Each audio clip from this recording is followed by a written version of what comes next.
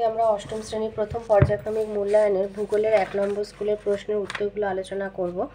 একে আছে সঠিক উত্তরটি নির্বাচন করে লেখো। আয় পৃথিবীর গভীরতম কৃত্রিম গর্তটি হচ্ছে রাশিয়ার কোলা উপদ্বীপের 12 কিলোমিটার গভীর গর্তটি হলো পৃথিবীর গভীরতম কৃত্রিম গর্ত, তাহলে কোলা। 2 পৃথিবীর মহাসাগরগুলির তলদেশ গঠিত হয় সিলিকন এবং ম্যাগনেসিয়াম দিয়ে। এই যে মহাসাগরের নিচে প্রধানত সিলিকন আর ম্যাগনেসিয়াম দিয়ে তৈরি স্তরটি হচ্ছে সীমা। তাহলে মহাসাগরের নিচে মহাসাগরগুলির তলদেশ গঠিত হয়েছে সিলিকন আর ম্যাগনেসিয়াম দিয়ে। 3 উষ্ণ প্রস্রবণের জল গরম হয় ভূতাপ শক্তির জন্য। 4 পৃথিবী পৃষ্ঠের গড় তাপমাত্রা 15 ডিগ্রি সেলসিয়াস। 5 এস তরঙ্গ প্রবাহিত হয় কঠিন মাধ্যমের মধ্যে দিয়ে। 6 অন্তঃকেন্দ্রমণ্ডল আর বহিঃকেন্দ্রমণ্ডলের মধ্যে রয়েছে লেহম্যান বিযুক্তি রেখা।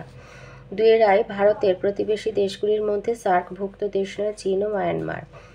2 ভুটানের প্রধান নদীর নাম মানস, প্রধান ভাষা জাংথা। এটা বইয়ের 75 পাতায় আছে। বিতে আছে শুদ্ধ অশুদ্ধ। আয় সার্কের সদস্য দেশের সংখ্যা 8টি শুদ্ধ, আর 2 নেপালের প্রধান ভাষা বাংলা, অশুদ্ধ, এটা নেপালি হবে। 3 আয়তে দিয়েছে পাকিস্তানের জলসেচ ব্যবস্থা কি ধরনের, এটা আছে বইয়ের 77 পাতায়। এই যে পাকিস্তানের জলসেচ এবং কৃষিকাজ, বৃষ্টিপাতের পরিমাণ কম হওয়ায় এখান থেকে এতটা লিখবে। কম হওয়া সত্ত্বেও পাকিস্তান কৃষিকাজে বেশ উন্নত। পাকিস্তানের কৃষিকাজ মূলত জলসেচের উপর নির্ভরশীল। পাকিস্তানের জলসেচ প্রধানত খালের মাধ্যমে হয়ে থাকে। সিন্ধু ও তার উপনদীগুলোতে বাঁধ দিয়ে জলাধার তৈরি করা হয়েছে। জলাধারগুলো থেকে একাধিক সেচ খাল কাটা হয়েছে। পাকিস্তানের বেশিরভাগ জলসেচ এইভাবে করা হয়, তবে পশ্চিমের শুষ্ক অঞ্চলে মাটির নিচে সুড়ঙ্গ কেটে কৃষিক্ষেত্রে জল নিয়ে যাওয়ার প্রথা আছে, যার নাম ক্যারেজ প্রথা। 2তে আছে নেপালের পর্যটন শিল্প সম্পর্কে যা জানো লেখো, এটা আছে বইয়ের 75 পাতায়। নেপালের পর্যটন হচ্ছে নেপালের বৃহত্তম শিল্প আর বিদেশি মুদ্রা আহরণের বৃহত্তম উৎস। পৃথিবীর 10টা উঁচু পর্বতশৃঙ্গের মধ্যে 8টা নেপালে অবস্থিত। সারা পৃথিবীর পর্বতারোহীরা নেপালে পর্বত আরোহণ করতে আসেন। পৃথিবীর উচ্চতম পর্বতশৃঙ্গ মাউন্ট এভারেস্ট নেপালে রয়েছে, যা পর্বতারোহীদের বিশেষ আকর্ষণ। কাঠমান্ডু, নাগরকোট, পোখরা, লুম্বিনী, অন্নপূর্ণা প্রভৃতি নেপালের দর্শনীয় স্থান। এরপরে আছে 3তে সারা পৃথিবীর পর্বতারোহীরা নেপালে পর্বত আরোহণ করতে আসেন কেন, আর সার্ক কত সালে গঠিত হয়। সার্ক গঠিত হয়েছে 1985 সালে। আর কেন আসে এখান থেকে বলবে যে পৃথিবীর 10টা উঁচু পর্বতশৃঙ্গের মধ্যে 8টা নেপালে অবস্থিত।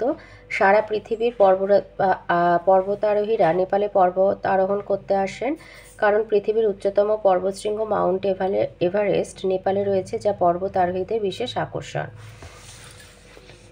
4 আয়তে আছে টিকা লেখো সিসমোগ্রাফ, এটা আছে বইয়ের 15 পাতায়। লিখবে ভূমিকম্প সিসমোগ্রাফ বা ভূকম্পলিখ যন্ত্রে মাপা হয়। পৃথিবীর বিভিন্ন স্থানে প্রচুর ভূমিকম্প পরিমাপ কেন্দ্র আছে। কোনো ভূমিকম্পের কয়েক মিনিটের মধ্যেই একাধিক সিসমোগ্রাফের তথ্য তুলনা করে ভূমিকম্পের কেন্দ্র উপকেন্দ্রের অবস্থান, স্থায়িত্ব, তীব্রতা সবই নির্ভুলভাবে বলে দেওয়া যায়।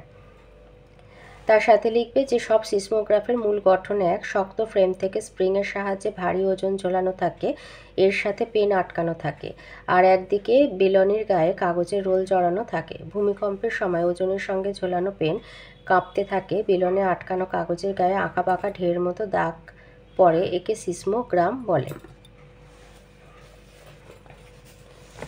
2তে দিয়েছে প্রশান্ত মহাসাগরীয় আগ্নেয় মেঘলা, এটা আছে বইয়ের 16 পাতায়।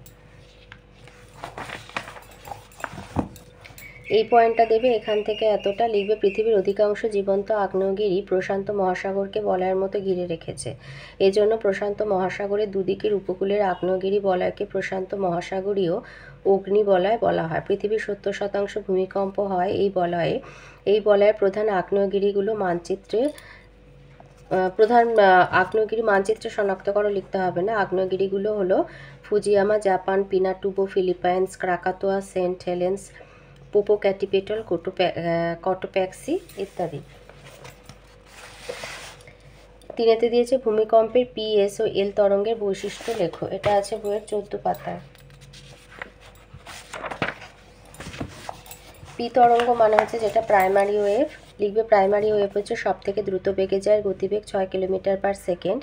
এই তরঙ্গ ভূপৃষ্ঠে প্রথম এসে পৌঁছায় কঠিন তরল গ্যাসীয় পদার্থের মধ্যে দিয়ে ক্রমশ সংকোচন ও প্রসারণ প্রক্রিয়ায় তরঙ্গ প্রবাহিত হয়। দ্বিতীয় তরঙ্গ বা সেকেন্ডারি ওয়েভ এস পি তরঙ্গের পরে এই তরঙ্গ ভূপৃষ্ঠে এসে পৌঁছায়। এর গতিবেগ 3 থেকে 5 কিলোমিটার/সেকেন্ড। বস্তুকণার ওপর নিচে ওঠানামার মাধ্যমে প্রবাহিত হয়। এই তরঙ্গ তরল বা গ্যাসীয় পদার্থের মধ্যে দিয়ে প্রবাহিত হতে পারে না, শুধু কঠিন পদার্থের মধ্যে দিয়ে প্রবাহিত হয়। আর ভূমিকম্পের উপকেন্দ্র থেকে ভূপৃষ্ঠ বরাবর 2 ধরনের পৃষ্ঠ তরঙ্গ ছড়িয়ে পড়ে, যাদের গতিবেগ হচ্ছে 3 থেকে 4 কিলোমিটার। লাভা তরঙ্গ আর র্যালে তরঙ্গ এই পৃষ্ঠ তরঙ্গগুলোর কারণেই বেশিরভাগ ক্ষয়ক্ষতি হয়ে থাকে।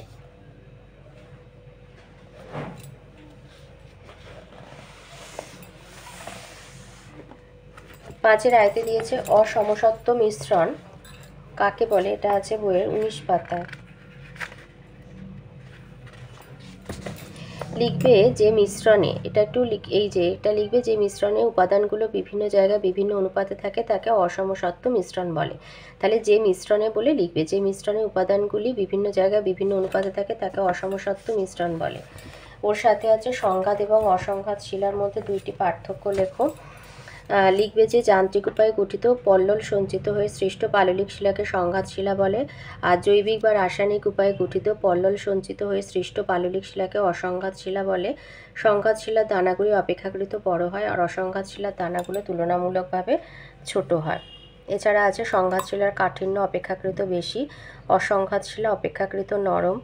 সংঘাত শিলায় মূল শিলার বৈশিষ্ট্য বজায় থাকে, অসংঘাত শিলায় মূল শিলার বৈশিষ্ট্য দেখা যায় না। এর সাথে আছে পিট কয়লা রূপান্তরিত রূপটি লেখো, এটা আছে তোমাদের বইয়ের 23 পাতায়। এই যে কয়েকটি শিলা রূপান্তরিত রূপ, এই যে পিট কয়লা হচ্ছে গ্রাফাইট। 2 দিয়েছে কার্স্ট ভূমিরূপ কাকে বলে, এটা আছে বইয়ের 25 পাতায়। লিখবে যে চুনাপাথরের গুহার ছাদ থেকে ঝুলতে থাকা চুনাপাথরের দণ্ডকে বলে স্ট্যালাকটাইট, আর গুহার মেঝে থেকে ওপরের দিকে জমে থাকা চুনাপাথরের দণ্ডকে বলে স্ট্যালাকমাইট। এই স্ট্যালাকটাইট ও স্ট্যালাকমাইট জুড়ে গিয়ে চুনাপাথরের স্তম্ভ তৈরি করে।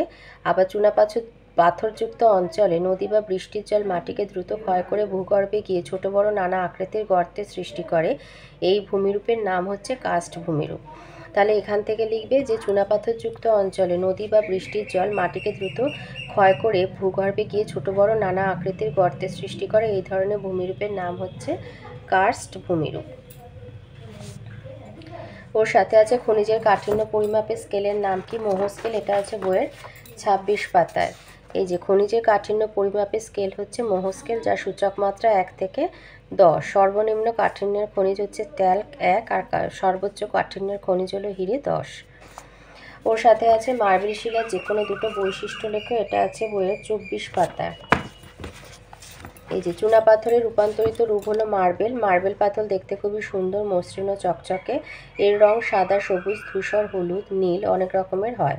মার্বেলকে খুব সুন্দরভাবে নির্দিষ্ট আকারে কেটে নেওয়া যায়, তাই স্থাপত্য আর ভাস্কর্য শিল্পে এই শিলার প্রচুর ব্যবহার দেখা যায়।